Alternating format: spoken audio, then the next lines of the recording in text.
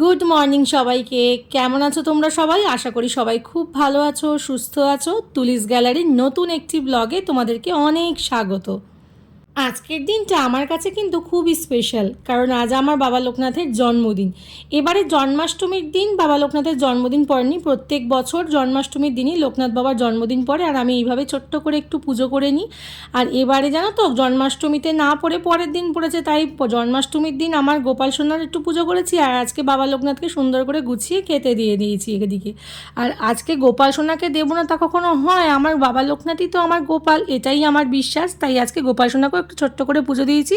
জন্মাষ্টমীর দিনেও গোপাল সোনাকে আমি পুজো দিয়ে নিয়েছিলাম।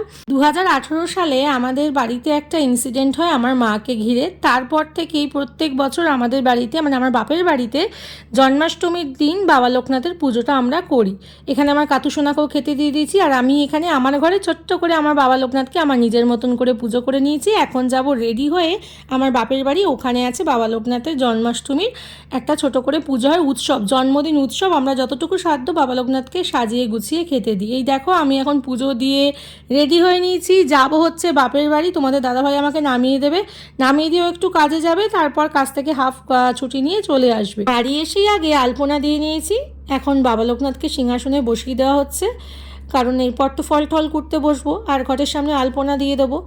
এই ছবিটা জানো তো, চাকলা থেকে 2018 সালে আমি এনেছিলাম। ওই যে বললাম প্রথমেই 2018 সালে একটি ইনসিডেন্ট ঘটে, তারপরে আমি চাকলায় যাই, এই ছবিটা আনি। 2019 সাল থেকে এই ছবিটাতেই আমাদের এই লোকনাথ বাবার জন্ম উৎসব পালিত হয়। আর এবছর তো জন্মাষ্টমীতে পড়েনি, জন্মাষ্টমীর পরের দিন জন্মদিনটা পড়েছে বাবা লোকনাথের, আর প্রতি বছর তো জন্মাষ্টমীতেই পড়ে। তো আমি বাবাকে বললাম একটু গুছিয়ে মালাটা পরাও। খুব ছোট ছবিটা এনেছিলাম, বুঝতে পারিনি। তো যাই হোক, এবার কখনো চাকলা গেলে ইচ্ছা আছে একটু বড় দেখে রানবো। তো এখন বাবা লোকনাথকে আমি সাজিয়ে দিলাম, বাবা খেতে দিয়ে দিল, জল দিয়ে দিল, আমি একটু ফুল দিয়ে দিলাম। এবার আমি বসবো একটু আলপনা দিতে, আলপনা টালপনা দিয়ে ওদিকে রেডি করব। এদিককার আলপনা দিয়ে দিয়ে আমি বসবো এখন ফল কুটতে। বাবা ওদিকে পুষ্পপত্রের থালা গুছিয়ে নিয়েছে। ছোটোর থেকে এই বাড়িতে পুজো হতে হতে না অনেক কিছু এখন শিখে গেছি। মনে হয় মানে ছোটোবেলায় কিছুই পারতাম না, এখন দেখো অনেকটা কাজই মনে হয় নিজে করে নিতে পারবো। আর এখন আমার মা আমাকে ক্যামেরা ধরে দিচ্ছে, আমি ফল করছি, বললো দে আমি ক্যামেরা ধরে দিচ্ছি। মাকে বললাম তুমি বসো, আমি এখানে মোটামুটি সামলে নিচ্ছি, কারণ হাতে না বেশ একটু সময় আছে। আজকে তো ভোগের রান্না হচ্ছে ওদিকে, তো ভোগের রান্না না কমপ্লিট হলে পুজোয় বসতে পারবে না, সেই জন্য পুরোহিতও আসতে পারবে না। তো আমার হাতে অনেকটা সময়, তো আমি আস্তে ধীরেই বেশ কাজগুলো গুছিয়ে নিতে পারবো। তাই মাকে বললাম তুমি একটু ক্যামেরাটা ধরো, বা তুমি একটুখানি বসো, আমি কাজগুলো করে ফেলি। দেখো আমার কথা বলতে বলতে ফল কাটাও হয়ে গেল।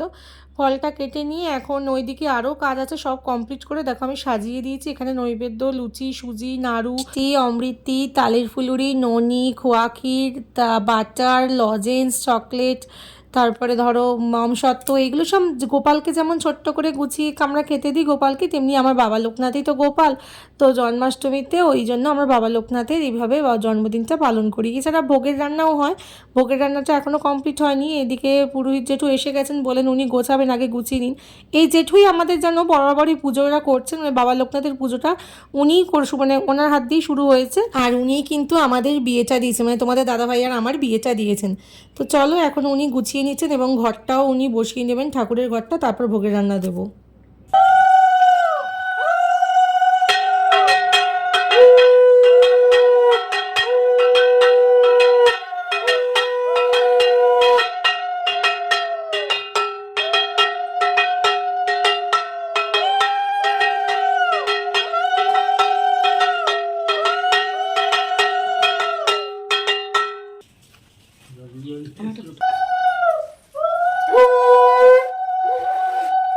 এখন ভোগটা নিবেদন করা হবে, তো সেই জন্য দাদা নিয়ে এলো। দেখো এইভাবেই ও রান্না টান্না করে একবারে গুছিয়ে নিয়ে এলো। আর আমাদের ভোগ হিসাবে দেওয়া হয় ফ্রাইড রাইস, আলুর দম, 5 রকম ভাজা, চাটনি, পায়েস।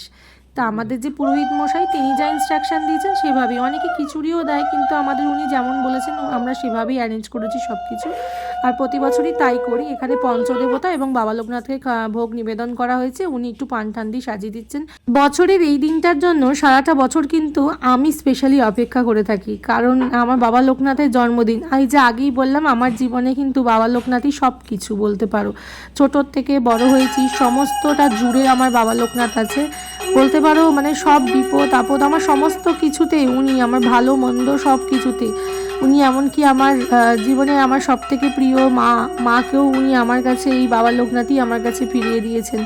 তো এই দেখো মা এখানে শঙ্খ টঙ্খ বাজাচ্ছে আর পুজো হচ্ছে। এখন তো আমার মনে আনন্দ, আর কি বলবো, আনন্দ আর ধরে না, দেখতেই পাচ্ছ, আমাকে দেখে বুঝতেই পারছো।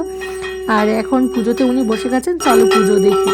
আর আমার মতো যারা তোমরা বাবা লোকনাথকে ভালোবাসো তারাও আমার সাথে সাথে ব্লগে দেখতে পাবে আমাদের বাড়িতে কিভাবে বাবার জন্মদিনটা আমরা ছোট করে হলেও পালন করি।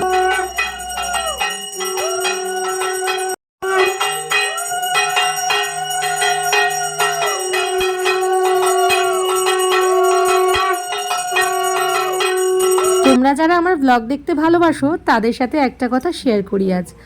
এই যে আবার মা দেখছো পুজো করতে বসেছে, মানে এই পুজোর সংকল্পটা মায়ের নামেই হয়। বাবা লোকনাথের পুজোটা শুরু হয় মায়ের নামে সংকল্প করি, কারণ 2018 সালে আগেই বলেছি মায়ের জীবনে একটা ইনসিডেন্ট ঘটে। ইনসিডেন্ট বলা ভুল হবে, একটি ভয়ঙ্কর বিপদ নেমে আসে মায়ের জীবনে।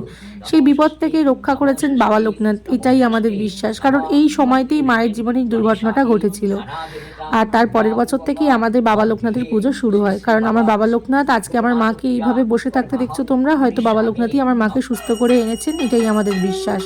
কারণ আমাদের কাছে উনি বাবা তারকনাথ, উনি আমাদের কাছে বাবা নারায়ণ শঙ্খ চক্রধারী বিষ্ণু।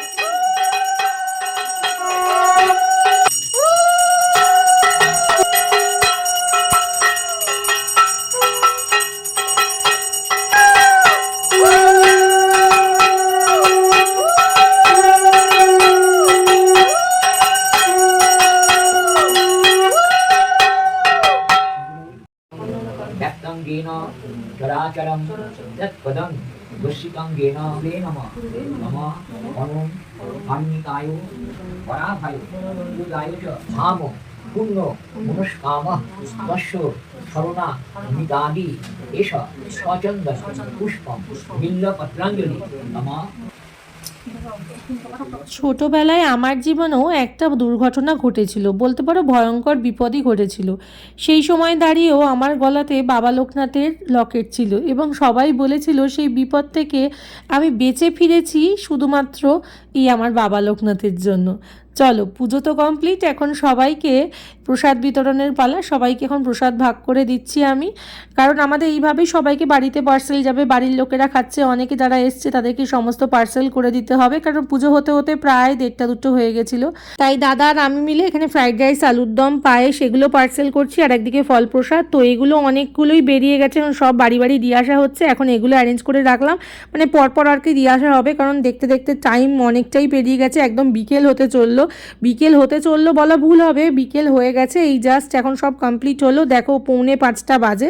আমরা ফল প্রসাদ খেয়েই আমাদের পেট ভর্তি, আমরা এখন আর ফ্রাইড রাইস, আলুদম কিছু ভোগের প্রসাদ খাইনি। আর এই হচ্ছে আমার খুদের সদস্য, কিছু খুদের সদস্যরা এসছে, তাদের নিমন্ত্রণ করা হয়েছে। তারা সন্ধেবেলা যে যার মতন এসেছে, সবাই মিলে এখন গল্প করছে, আড্ডা দিচ্ছে, আর এখানে খাওয়া দাওয়া করবে। ওদেরকে আগে ফল প্রসাদ দেবো, তারপর ভোগের প্রসাদটা খেতে দেবো। আর এই খুদের সদস্যদের খাওয়াতে কিন্তু বেশ ভালোই লাগছিল আমার আজকের দিনে। এই যে মেয়েটিকে দেখছো, এ কিন্তু বাকিদের থেকে অনেকটাই বড়, কিন্তু বাকিরা কিন্তু মনে করে ও ওদের সমবয়সী, আর ও তাই মনে করে বলতে পারো। তো যাই হোক, ওরা এখন এখানে বসে ওর দিদির সাথে সবাই মিলে, দিদির সাথে ভাইয়েরা আর কি বসে বসে এখন খেলবে, একটু খেলাধুলা করবে।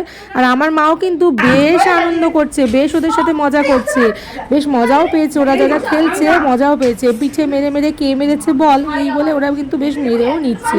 তো যাই হোক, এই করতে করতে সন্ধ্যা থেকে রাতে পৌঁছে গেলাম। এখানে ফ্রাইড রাইস, আলুর দম, 5 রকম ভাজা, লুচি, আবার তরকারি দাদা করে ফেলেছিল, মানে লুচি আলুর তরকারি। একটু ময়দা বেঁচেছিল ঠাকুরের সকালবেলা লুচি, তো লুচিটা আর তরকারিটাও করে দিল। আমি আর লুচি তরকারি খেতে পারবো না, এইটুকু প্রসাদটা খেয়ে নেবো, কারণ এখন বাড়ি যাওয়ার সময়। তাই খাওয়া দাওয়া করে এখন রেডি হয়ে যাবো এখন বাড়ি। তো বিশ্বাস করো সারাদিনের পর আমার একটুও টায়ার্ড লাগেনি, মানে বুঝতেই পারছো আমার বাবা লোকনাথের জন্মদিন উৎসব, তাই আমি খুব আনন্দ করে সব কিছু করেছিলাম কাজ। এখন বাড়ি যাওয়ার সময় মা একটুখানি হাসাচ্ছিল, তাই হাসাহাসি করছিলাম। মাকে একটু আদর করে নিই, চলো। মাকে বললাম টাটা করে দাও, এবং সবাইকে বললাম চলো টাটা। এখানে পূজাও টাটা করে দিল, এবং ওদিকে দেখো দাদাও দাঁড়িয়ে আছে। দাদাও বলছে আমি খালি গাড়ি রয়েছি, তুই আমায় দেখাস না। ওদিকে বাবা নিজের কাজ গোছাতে এখনও ব্যস্ত, তো বাবাও টাটা করে দিল। দিল। তো চলো, এই ব্লগটা ভালো লাগলে অবশ্যই লাইক কমেন্ট শেয়ার করে দিও, চ্যানেলটা সাবস্ক্রাইব করে দিও। টাটা, দেখা হবে নতুন একটি ব্লগে তোমাদের সঙ্গে।